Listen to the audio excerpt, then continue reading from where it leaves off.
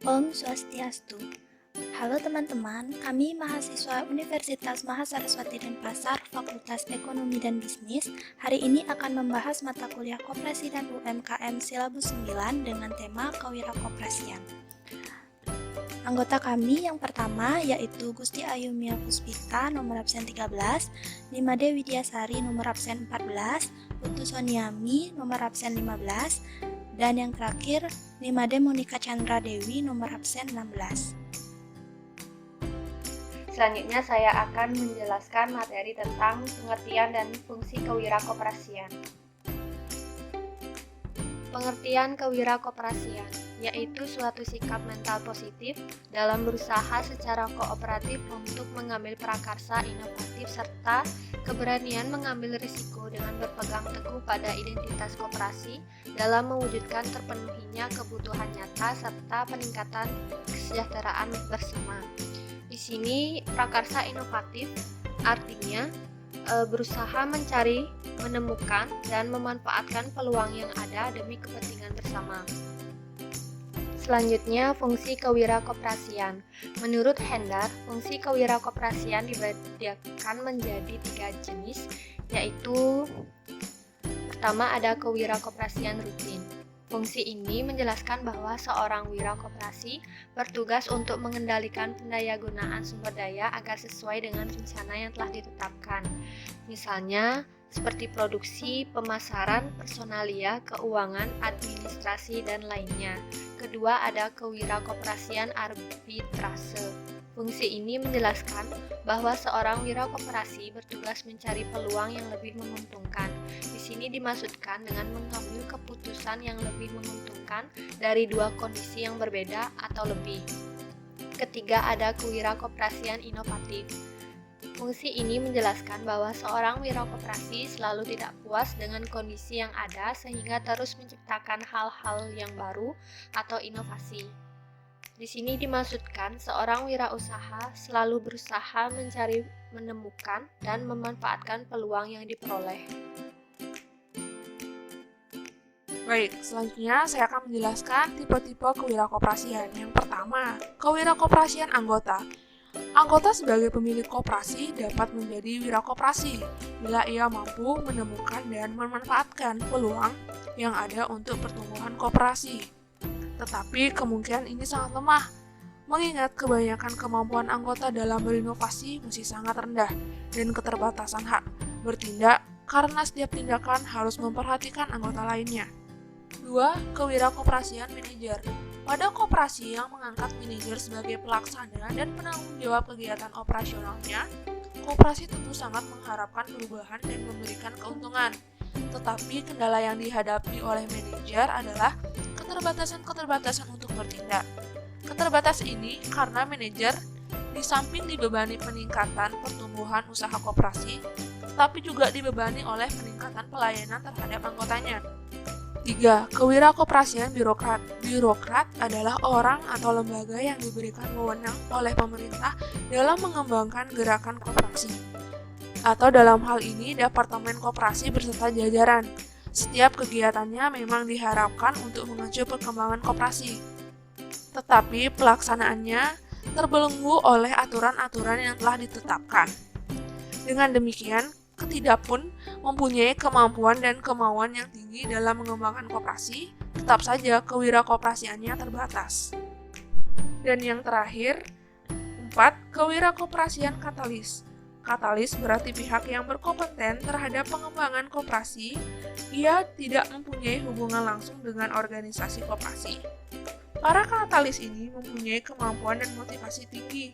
Di samping itu, ia juga mempunyai kebebasan bertindak karena ia berada di luar organisasi koperasi dan tidak terikat oleh aturan-aturan organisasi koperasi tersebut. Sekian penyampaian materi dari saya.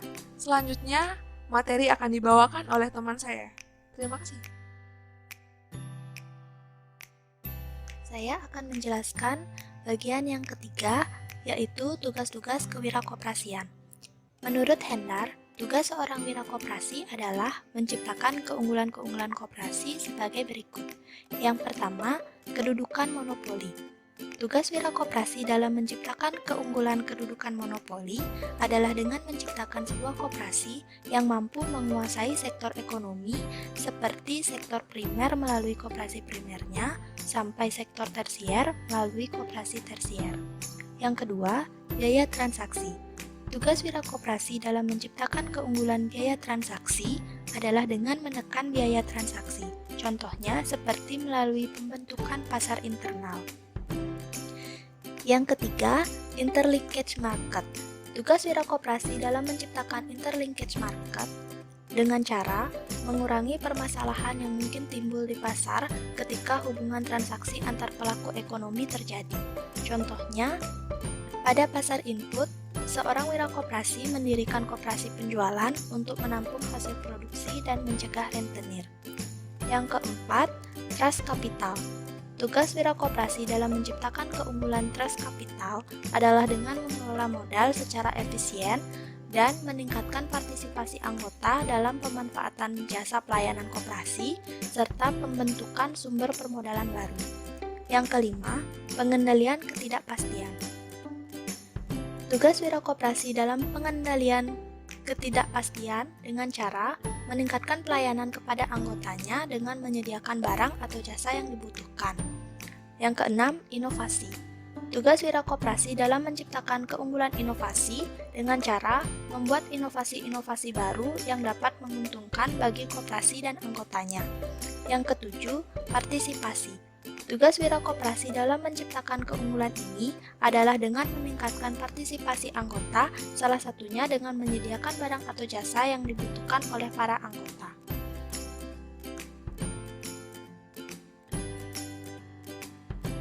Baik, jadi di sini saya akan menjelaskan tentang persyaratan keberhasilan kewirakoperasian. Jadi, koperasi merupakan salah satu unit usaha yang bergerak di bidang ekonomi dengan tujuan untuk meningkatkan pertumbuhan ekonomi melalui peningkatan produktivitas dan pendapatan masyarakat. Menurut Ropke, peningkatan produktivitas bisa dilakukan melalui dua jalan. Yang pertama, melalui kegiatan inovatif. Mungkin contohnya seperti penggunaan teknologi produktif. Dan yang kedua, melalui kegiatan peningkatan kegiatan kerja. Contohnya pembuatan prasarana baru. Hakikatnya, dari fungsi wirausaha, koperasi adalah mampu mengaplikasikan kemungkinan baru di bidang ekonomi atau dengan kata lain disebut fungsi inovatif.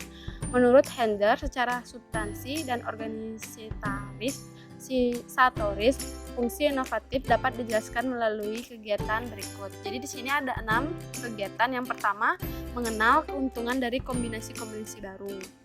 Yang kedua, evaluasi keuntungan yang terkandung dalam kombinasi baru.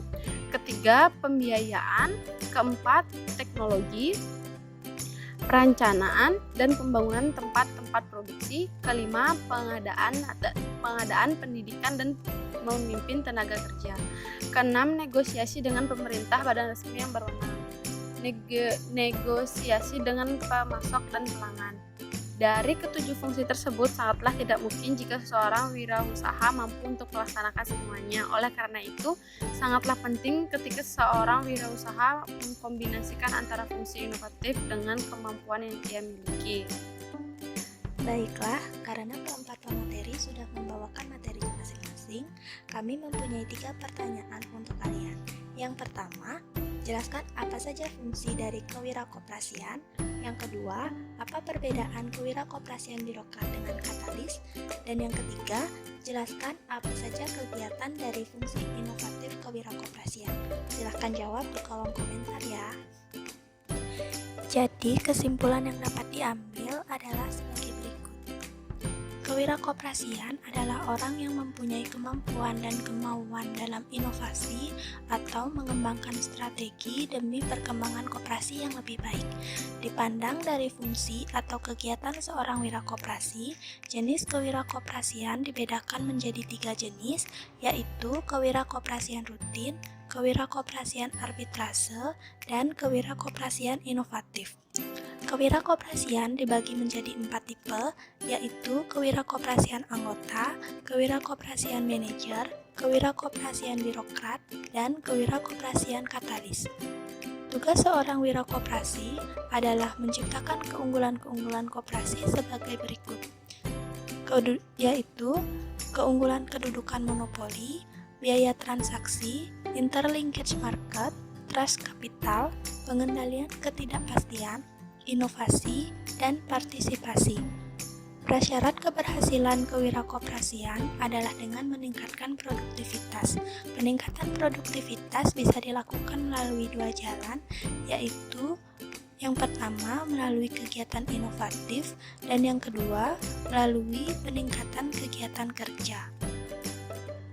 Sekian pemaparan materi kami hari ini. Mohon maaf jika ada kesalahan dan kekurangan. Kami tunggu feedback kalian di kolom komentar. Sampai jumpa. Om Santi Santi.